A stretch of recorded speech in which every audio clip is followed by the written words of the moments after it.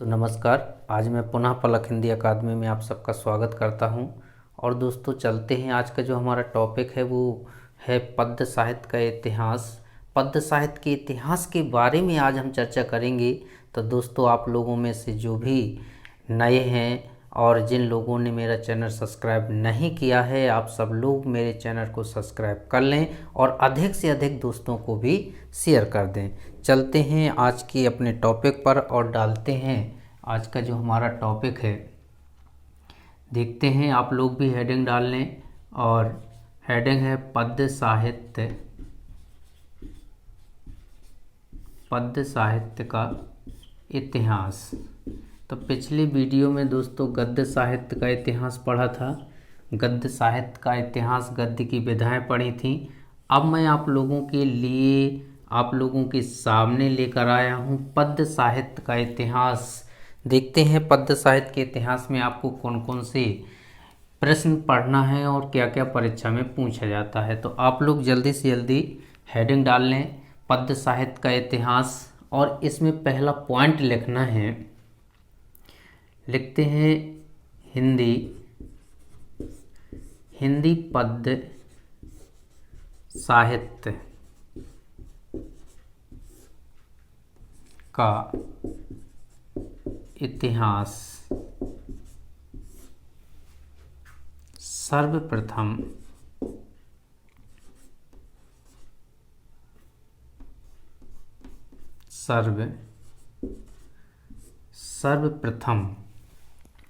किसने लिखा था?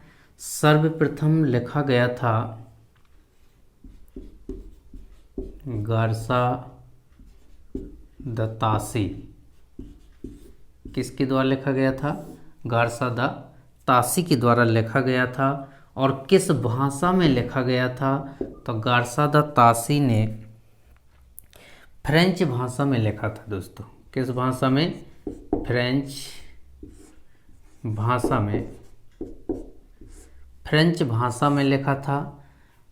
फ्रेंच भाषा में लिखा था। तो यहाँ से एक प्रश्न पूछा जा सकता है कि जो पद्य साहित्य का इतिहास है वो सर्वप्रथम किसने लिखा था? तो गारसा द तासी ने लिखा था। गारसा द तासी ने लिखा था जी। आप लोग क्या कर लें, नोट कर लें। और इसके बाद किस भाषा में लिखा गया था, ये प्रश्न भी परीक्षा में आ सकता है ऑब्जेक्ट में। तो फ्रेंच भाषा में लिखा गया था दोस्तों। इसके बाद हम चलते हैं, दूसरा पॉइंट बनाते हैं। तो आप लोग भी जल्दी से जल्दी क्या कर लें, नोट कर लें। और यदि सन पूछी जाए कि कब लिखा गया था तो आप लोग सन भी लिख सकते हैं। सन लिखा गया था 1839 ईस्वी में। 1839 में लिखा गया था। इसके बाद दूसरा पॉइंट है हिंदी साहित्य का इतिहास। हिंदी साहित्य का इतिहास, ये रचना किसकी है? ये रचना है रामचंद्र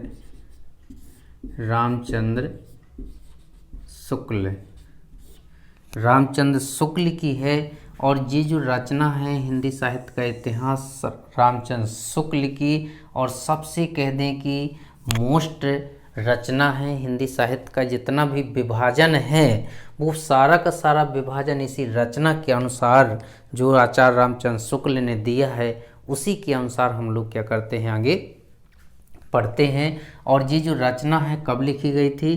तो 1929 में लिखी गई थी। तो आप लोग सन भी कर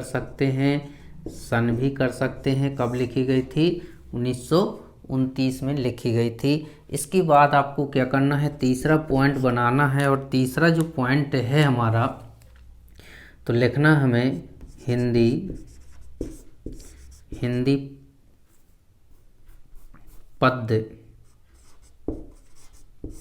पद्य साहित्य का इतिहास लगभग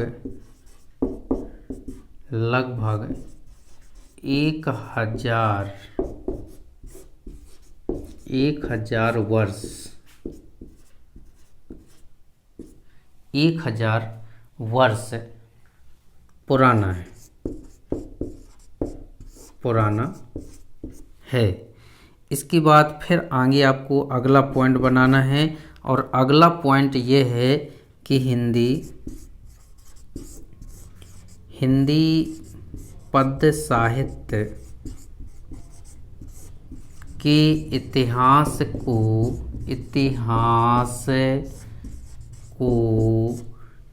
4 भागों में विभाजित, 4 भागों में विभाजित किया गया है। 4 भागों में विभाजित किया गया है। तो ये 4 पॉइंट आपको क्या करना है, बनाना है। तो देखिए पहला क्या है, हिंदी पद्य साहित्य का इतिहास सर्वप्रथम किसने लिखा था? गारसा द तासी ने लिखा था। किस भाषा में लिखा था? फ्रेंच भाषा में लिखा था। कब लिखा था? 1839 ईस्वी में। और कौन सी रचना लिखी गई थी? तो इस्तवार दाला लितरेव्यूर इंदोई हिंदुस्तानी नाम की रचना लिखी गई थी। तो इनके द्वारा जो इतिहास लिखा गया था वो ज़्यादा मोस्ट नहीं है। और हिंदी साहित्य का जो इतिहास है ये रचना किसने लिखी? रामचंद्र शुक्ल ने लिखी। कब लिखी? 1939 ईस्वी में लिखी है। और पद्य साहित्य का इतिहास लगभग कितने वर्ष पुराना है? तो 1000 वर्ष पुराना है। और हिंदी पद्य साहित्य के इतिहास को कितने भागों में बांटा गया है? तो ये आपका मोस्ट है, 4 भागों में बांटा गया है। इसके बाद फिर जल्दी से जल्दी आप लोग क्या करें, जो 4 भाग यहाँ बताए गए हैं वो चारों भाग कौन कौन से हैं वो और नोट करना है। तो आप लोग क्या करें, हेडिंग डालें। नंबर 1, पहला जो विभाजन है वो है दोस्तों आदिकाल। क्या है? आदिकाल। और इसका दूसरा नाम आप लोगों को पता होगा। इसके बाद जो दूसरा है वो है भक्तिकाल। इसका भी दूसरा नाम है। और इसके बाद जो तीसरा है वो है रीतिकाल। इसका भी एक दूसरा नाम है। और इसके बाद जो चौथा है वो है आधुनिक काल।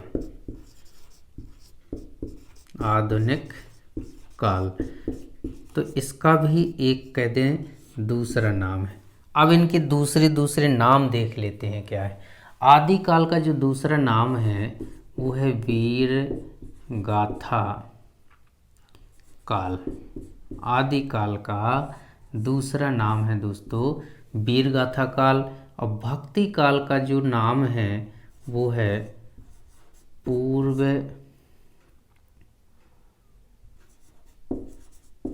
मध्यकाल। और इसके बाद रीतिकाल का जो नाम है वो है उत्तर मध्यकाल।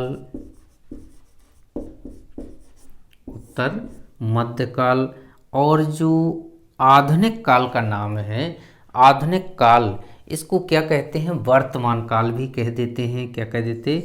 वर्तमान काल। आधुनिक काल को वर्तमान काल भी कह देते हैं, या फिर अद्यतन काल भी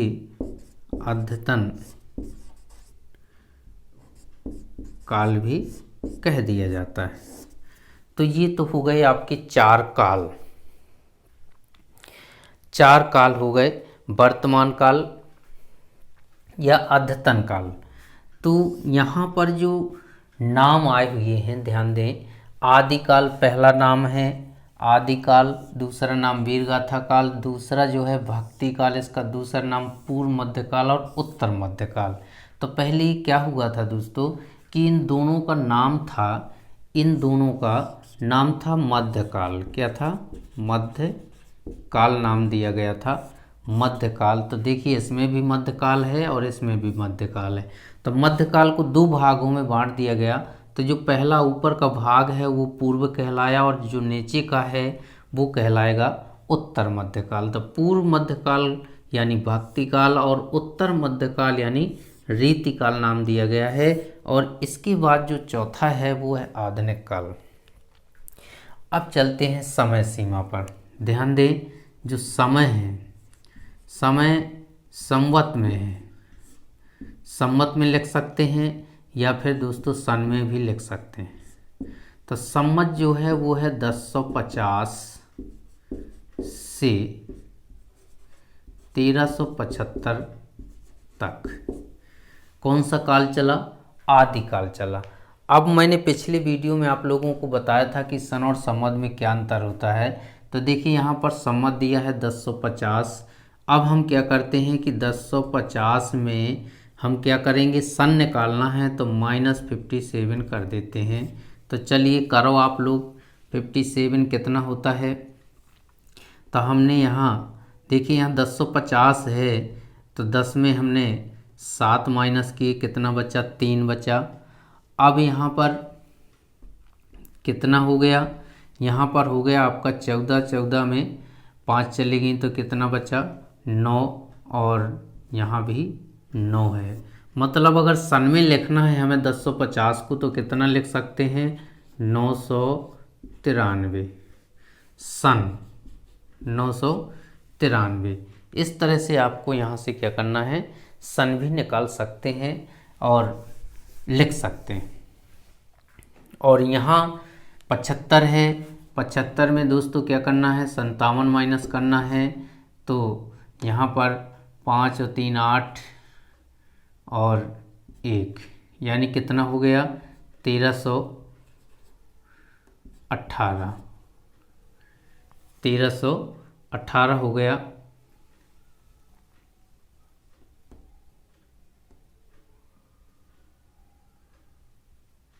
क्योंकि 15 में, यानी 15 में आपको 7 माइनस करना है तो 3 और 5 3 8, तो सही है। कितना बचा? 1318। तो इस तरह से आप लोग क्या कर सकते हैं, सन में लिख सकते हैं। और जो भक्ति काल है, भक्ति काल दोस्तों जो चला उसकी जो सीमा है तो हम लिखेंगे संवत। ध्यान देना, संवत में लिख रहा हूँ मैं, और आप लोग सन में निकाल सकते हैं अगर निकालना है, अन्यथा सन में लिख सकते हैं। तो ये चला आपका 1375 से लेकर के 1700 तक। कहाँ तक चला? 1700। 1375 से लेकर कहाँ तक चला? 1700 तक चला। और इसके बाद जो रीति काल है, रीति काल संवत आपका चलेगा कब से? 1700 से, 1700 से कहाँ तक चलेगा? 1900 तक चलेगा। और इसके बाद जो आधुनिक काल है, इसकी जो समय सीमा है तो हम कह दें कि ये संवत कहाँ से चला? 1900 से चला। और 1900 से अब तक कह दें, अब तक, मतलब ये अभी भी चल रहा है। तो ये इस तरह से क्या है कि ये 4 भागों में विभाजित किया गया है। तो आप लोग इसको क्या कर लें, जल्दी से नोट कर लें कि जो हिंदी पद्य साहित्य का इतिहास है वो 4 भागों में बांटा गया है। आपके सामने वो चारों नाम हैं, आदिकाल है, भक्ति काल है, रीति काल है और आधुनिक काल है। इसके बाद आदिकाल का वीर गाथा काल दूसरा नाम है, भक्ति काल का पूर्व मध्य काल, रीति काल का उत्तर मध्य काल और आधुनिक काल का वर्तमान काल है। और इन सब की समय सीमा दी है। तो दोस्तों मैंने किस पे लिखी है? संवत पे लिखी है। आप लोग सन में निकाल सकते हैं। देखिए एक की मैंने निकाल दी है। अगर संवत से आपको सन निकालना है तो सन क्या करते हैं, संवत से सन में निकालना है तो -57 करते हैं। अगर यदि सन से संवत में ले जाना है तो क्या करते हैं, सन में 57 जोड़ देते हैं। जी आपको ध्यान रहे, यानी जो संवत होता है सन से कितने साल आगे चलता है? 57 साल आगे चलता है। तो आप लोग भी जल्दी से जल्दी इसको नोट कर लें। और फिर इसके बाद देखते हैं अगला जो